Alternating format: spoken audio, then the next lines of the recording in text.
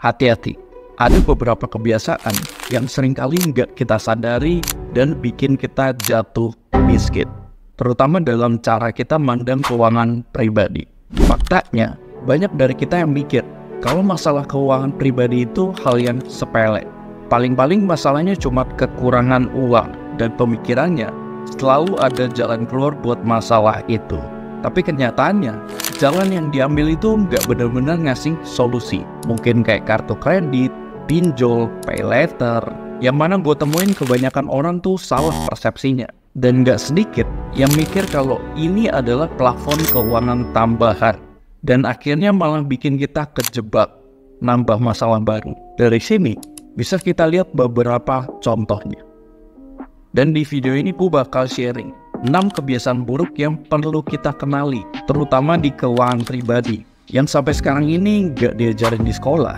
Jadi nggak ada salahnya kalau kalian share video ini ke teman atau saudara kalian, biar mereka nggak ikutan kejebak.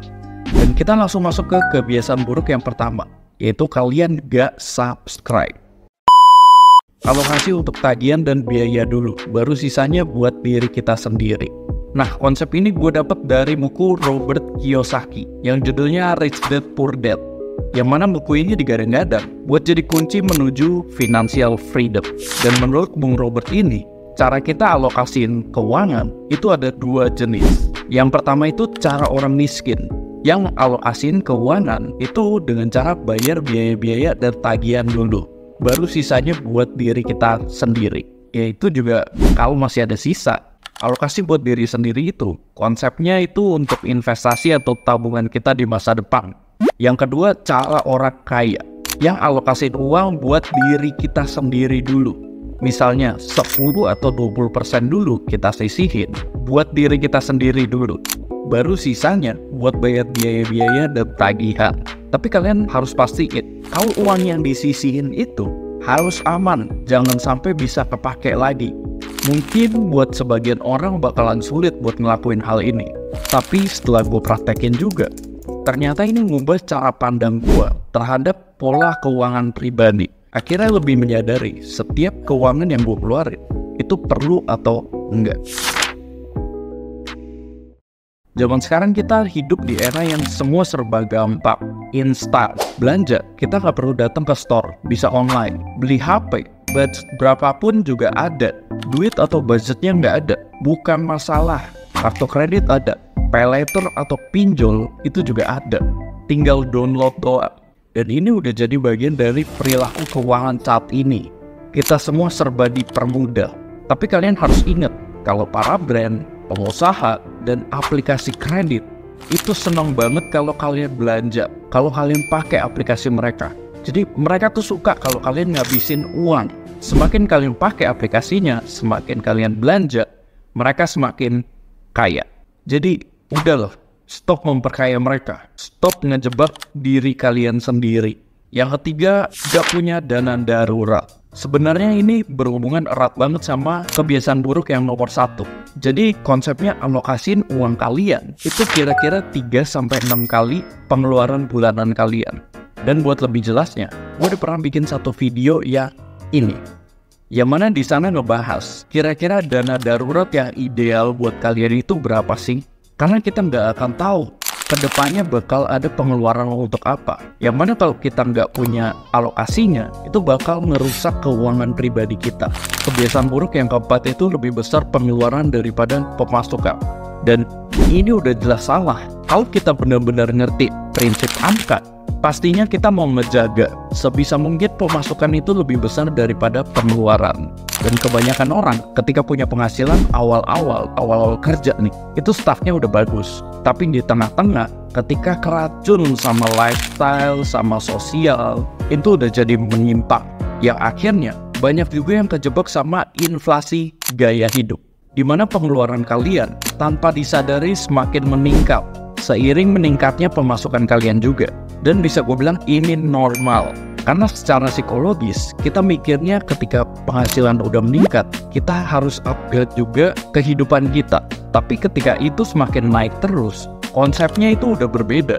Jadi ngejar yang namanya status sosial. Karena konsepnya bukan penuhin kebutuhan lagi, tapi keputusan belinya itu berdasarkan gengsi. Kesannya bakalan malu kalau beli barang ya gak sepantasnya untuk status sosial kalian. Dan ini yang seringkali bakalan jadi bahaya, karena keuangan itu udah gak terkontrol secara rasional lagi. Ketika kita lihat dan ngomongin soal kekayaan, orang-orang yang berhasil membangun kekayaan itu punya visi misi yang clear, apalagi soal keuangan mereka. Jadi tahu kedepannya mau gimana, apa yang harus dilakuin saat ini buat mencapai goals finansialnya. Berbeda sama orang yang cuma ngira-ngira soal keuangan. Kira-kira ini cukup atau enggak ya? Jadi di pemikirannya, itu seringkali kebanyakan cuma soal konsumsi. Beli ini, makan ini, pergi kemana. Yang di video sebelumnya, gue sebut ini mental accounting. Dan lagi-lagi, hal ini yang seringkali bikin kita kejebak juga. Jadi ketergantungan sama yang namanya gaji di bulan depan. Pemikirannya itu kalau kurang masih bisa kredit. Kalian bayangin, kalau tiba-tiba ada hal buruk yang menimpa kita. Entah di PHK atau tiba-tiba jatuh sakit, jadi nggak bisa kerja. Kita bakalan sulit buat nurunin pengeluaran. Karena surveinya, untuk nurunin gaya hidup itu bakalan lebih sulit daripada kita naikin gaya hidup. Dan kebiasaan buruk yang kelima itu belanja impulsif. Ya ini sebenarnya balik lagi, harus dikontrol. Karena kayak yang kita bahas tadi, para brand dan aplikasi finansial itu senang banget kalau kita belanja impulsif, nggak terkontrol. Karena dengan itu, mereka tambah kaya. Mereka nggak akan peduli betapa miskinnya kalian di kemudian hari. Yang keenam itu terlalu fokus sama tabungan. Kalau kalian mau upgrade keuangan, itu nggak bisa cuman dengan cara nabung aja. Jadi istilahnya tabungan itu nggak akan bikin kalian kaya. Konsepnya tabungan itu cuma untuk dana darurat, dana pensiun. Jadi yang bisa bikin upgrade itu adalah nambah penghasilan. Ini konsepnya kalau kalian mengelola keuangan secara sehat ya. Ketika kalian udah sadar kalau beban keuangan itu semakin bertambah, kalian harus sadar juga pemasukan kalian itu harus ditambah. Jadi nggak ada salahnya kalau sebagian dari hasil kerja kalian itu diinvestasiin atau dibuat satu usaha lain lagi yang bisa ngasilin uang lagi, entah mau yang digital atau konvensional. Jadi prinsipnya tetap pemasukan itu harus lebih besar daripada pengeluaran. Jadi selain dari penghasilan utama kalian itu punya kantong-kantong lain lagi yang bisa menghasilkan uang juga. Dan ini jadi salah satu rumus buat membangun kekayaan kita sendiri. Semua itu adalah kebiasaan, habit, yang mana itu dibentuk butuh waktu, proses, dan kesadaran dari diri kita sendiri. Oke, sekian video dari gua. Like kalau kalian suka sama video ini, dislike aja kalau nggak suka. Gua Marsius Japari, sampai ketemu di video selanjutnya.